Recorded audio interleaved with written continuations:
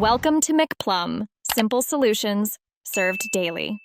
You start by powering both earbuds and the case. Press the case LED to confirm charge. Next, open the case and remove the earbuds. This wakes them. Make sure your phone's Bluetooth is on and set to discoverable. Once done, keep the device close, about 3 meters, to avoid dropouts. If you use the JBL app, open it now to follow on-screen steps. Otherwise, stay in your device's Bluetooth menu to watch for the Wave 300 listing. Once the earbuds are awake, the Wave 300 usually enters pairing automatically when you open the case. If not, press and hold both earbuds for about 3 to 5 seconds to force pairing mode. You'll know it's ready when the LEDs flash. Steady blinking means discoverable. Now switch to your phone's Bluetooth list and tap JBL Wave 300. Make sure you accept any pairing prompts. After the connection, you'll hear a chime, and the earbuds will auto-reconnect next time when opened near the paired device.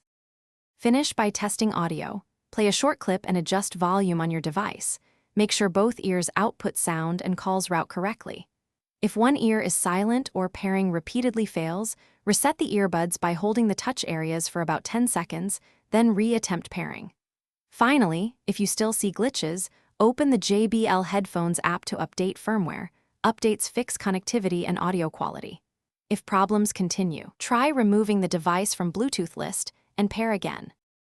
Thanks for watching. Stay juicy and subscribe.